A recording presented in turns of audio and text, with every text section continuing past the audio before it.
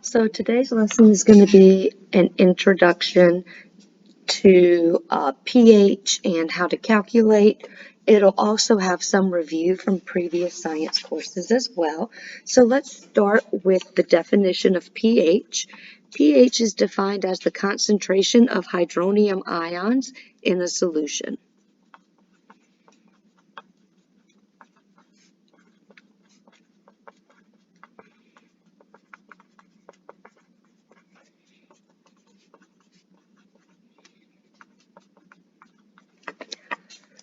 All right, so what is a hydronium ion? A hydronium ion is a H3O plus. So where does this H3O plus come from? And before I show you where this H3O plus comes from, I think this is a really good time for us to learn the distinguishing factor between dissociation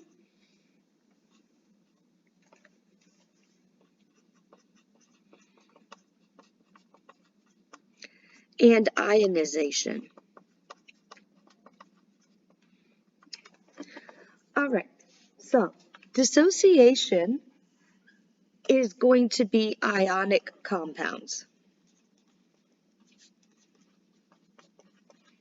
For example, if I put sodium chloride in water, I end up with sodium ions and chloride ions. So this is a dissociation. All right, we are breaking that ionic compound apart into its ions. Molecular compounds, specifically acids, are going to undergo ionization. All right, and this ionization is what's going to form this hydronium ion. So let's look. Hydrochloric acid. Now, if we were to draw hydrochloric acid, we would note that it is a molecular compound. All right, now, what happens though when I put hydrochloric acid in water? It actually is going to do what we call ionize. And look at this root word in ionization, and that is ion. So hydrochloric acid, even though it's a covalent molecule, it has the ability to become ions. So what happens is this hydrogen, we can think about HCl basically as an H plus and a Cl minus, all right? So this hydrogen, this H plus, is going to come over here and join with water. So if I have two hydrogens and I add a third hydrogen, there's my H3. I have an oxygen. And when I add a positive, it becomes positive. And what am I left with? I am left with a chloride ion. So this is ionization. Now, let's do a quick review from previous science courses, and let's look at our pH scale.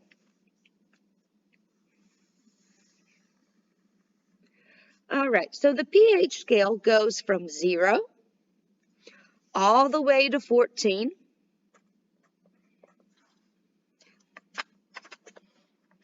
All right, where 7 is neutral. So, what does neutral mean? When something is neutral, the concentration of hydrogen ions is going to equal the concentration of hydroxide ions. Now, we use hydrogen ions and hydronium ions somewhat interchangeably as if they're the same thing. The reality is they're not really the same thing, but we kind of simplify a little bit, okay? So we have these hydrogen ions, and we're going to talk a little bit more in another unit when we talk about the different types of acids, and that'll help us distinguish between these two at that time. Okay, so remember, acids are made of hydrogen. They have hydrogen in them. Bases have hydroxide or form hydroxide. So the concentration of the hydrogen making something acidic equals the concentration of hydroxide making something basic, giving us a neutral substance. Way down here at 0, these are our strong acids. Remember, acids have a pH below 7. So we have a high concentration of hydronium ions. All right, so we have lots of H pluses or hydronium ions, making it very acidic. My weak acids are going to, or my acids get weaker as I move closer to neutral, which makes sense, right? If something's neutral and I'm close to neutral, then it's going to be weak. So my weak acids are further up, closer to 7, and we have a lower concentration of these hydronium ions. They are still there in excess, but not as much excess. And these are our acids. All right, so above 7 are the bases. Now, as I get further away from neutral, I get more strong. So my strong bases are down here, far away from 7. And a strong base is going to have a high concentration of hydroxide ions. As I get closer to 7, these are my weak bases, and they are going to have a low concentration of hydroxide ions. So their hydroxide ions are still in excess, but they are at a lower concentration. Now notice every time I said concentration, I wrote a bracket. So bracket is how we denote that we are talking about concentration. Now it is very important to note these are brackets and not parentheses. If you use a parenthesis, you're going to lose all points. We don't use parentheses for concentration, we use brackets. So please make note of that. All right. We can also use indicators to determine if something is acidic or basic.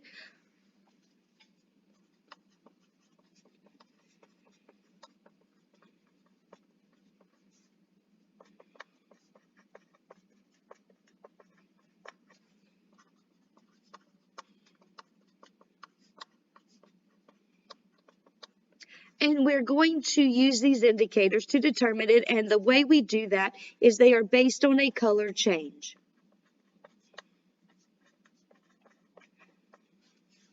And we've already used indicators in some of our labs that we've done this year. For example, if you'll think back to our synthesis reaction activity we did, we burned magnesium, and then we took that magnesium oxide ash, we added water and phenolphthalein, and it turned bright pink. All right, it turned bright pink because we created a base, all right, and we used that to prove to you that we were in fact forming a base. So we have a color change, and we're going to look a lot more at indicators later on. Okay, there's tons of different indicators that we can use, and they turn different colors depending on the substance. All right, so here is our mathematical portion of this unit. If I have the concentration of hydronium ions, I can find the pH, and I can find the pH by saying, using my formula, pH equals the negative log of the concentration of hydronium ions. Now, notice I have a double arrow here. So from pH, I can go back to hydronium ions, where the concentration of hydronium ions equals 10 to the negative pH. From pH, I can go to POH, all right, which is going to be, if pH is the concentration of hydronium ions, POH is dealing with the concentration of hydroxide ions, and the pH plus the POH is going to equal 14. And from here, I can go to the hydroxide ion concentration, and I can do that by saying the concentration of hydroxide ions equals 10 to the negative POH. So notice my concentration for hydroxide and my concentration for hydronium is just 10 to the negative.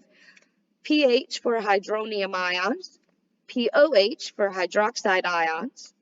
Now this is also a double arrow, so if I have the concentration of hydroxide ions, I can find the POH by using my formula. POH equals the negative log of the concentration of hydroxide ions, which again, this is the same formula essentially as we used for our pH, except pH is hydronium, POH is hydroxide. Now, this is kind of a lot of work. If I was to give you hydronium or hydroxide and ask you to go the other way, so let's say I give you hydronium, you have to first go to pH and then to POH and then to hydroxide. That's kind of a lot of work. So wouldn't it be really cool if we had a way to go directly between hydronium and hydroxide? So the concentration of hydronium ions times the concentration of hydroxide ions is going to equal 1.0 times 10 to the negative 14, which we call our KW. This is our equilibrium expression for water. And we're going to talk more about equilibrium expressions later on. Okay, so you're going to see this coming back over and over again. All right, and now if my pH plus my POH equals 14, check this out. 1 times 10 to the negative 14 is my KW. All right, and this is because these are logarithmic functions. Okay, so if I was to do in my calculator 10 to the negative 14, all right, because these are 10 to the negatives, right? So in my calculator, 10 to the negative 14, what do I get? 1 times 10 to the negative 14. And what if I was to take the negative log of my answer? What does that give me? 14. Okay, so these numbers are just the logarithmic functions. All right, so keep that in mind. So let's do some practice problems.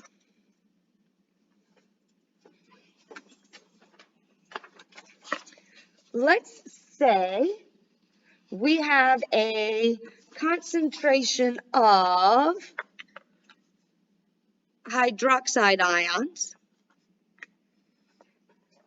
and it is 1 times 10 to the minus 10 molar. Remember, concentration is in molar, moles divided by liters. All right, so what is my pH? What is my POH? What is my H3O plus concentration? And am I an acid or a base? So really, there's a lot of different ways you can go about this. I've provided you this. You can go ahead and go straight to the H3O plus, and from there head to pH and POH. You can go to the POH, to the pH, to the H3O plus. So really, there's a lot of different ways that you can work this out. All right, let's just go here. I've got my concentration. I'm going to go ahead and find my POH. Okay, so my POH equals the negative log of my hydroxide. So what is the negative log of 1 times 10 to the negative 10?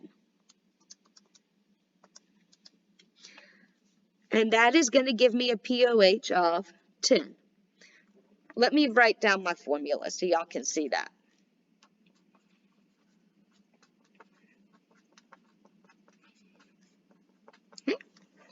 So from here, I can find pH, where pH plus POH equals 14.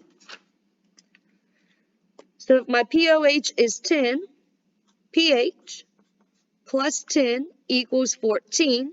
So my pH is going to be 4. Now my H3O plus.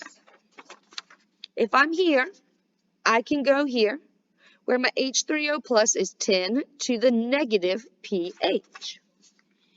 And my pH is 4. So when I plug 10 to the negative 4 into my calculator, that gives me an H3O plus concentration of 1 times 10 to the negative 4. Let me put a circle around all my answers. I harp on you guys all the time about circles. All right. Am I an acid or a base? We use pH to determine if we are an acid or a base. So I have a pH of 4. 4 is below 7. This is acidic. Let me just show you real quick, what if I had gone a different route? So let's just do this same problem a different way and see what kind of answers we get. All right.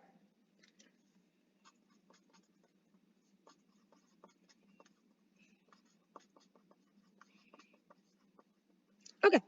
So let's say I wanted to take OH and I wanted to go directly to H3O plus. So here's my equation. H3O plus times OH is going to equal my KW, which is 1 times 10 to the minus 14. So H3O plus times my concentration of hydroxide is going to equal my KW, which is 1 times 10 to the minus 14. So when I plug this into my calculator, I get 1.0 times 10 to the minus 4.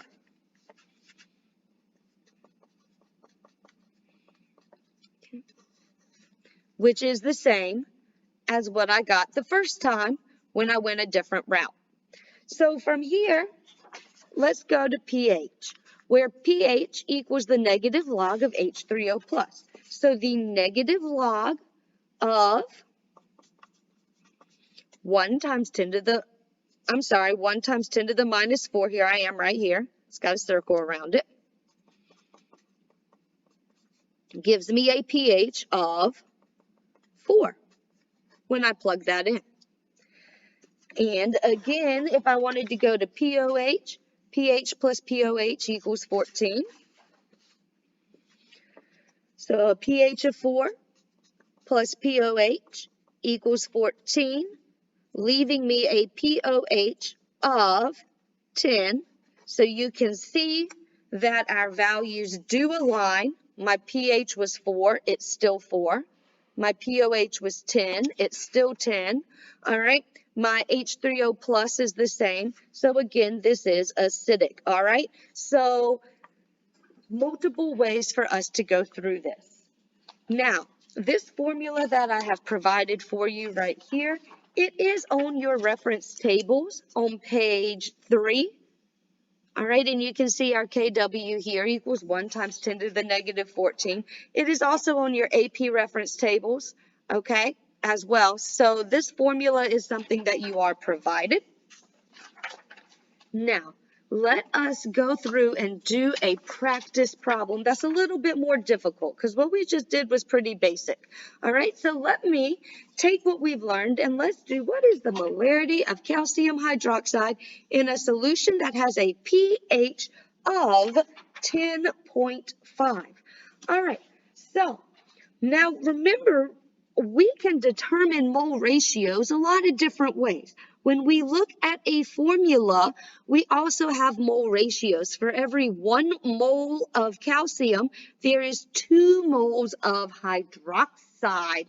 So this is going to be really important. All right, our first step is we need to write our equation. So calcium hydroxide is ionic. Okay, so in this case, we are going to be dissociating into water. And when I dissociate, I am going to get calcium ions and 2 hydroxide ions. Now, I have a pH of 10.5, and I want the concentration, all right, of my calcium hydroxide. This is a base. So my first step, I'm going to take my pH and I'm going to convert it and find the pOH because I'm dealing with hydroxides here, not hydrogens. All right, so my pOH in this is going to be basically just subtract the 2. So my pOH here is 3.5. Now I can find my concentration of hydroxide ions, which is important because I want the molarity, and molarity is concentration. So I'm going to find the concentration of hydroxide ions by doing 10 to the negative 3.5. And when I plug that into my calculator, I get 3.16 times 10 to the negative 4th molar.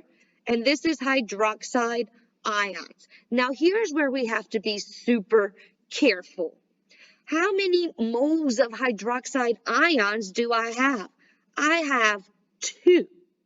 So I'm going to have to take my concentration and do a basic stoichiometric relation. All right, so I am going to, for every 2 moles of hydroxide, there is 1 mole of calcium hydroxide,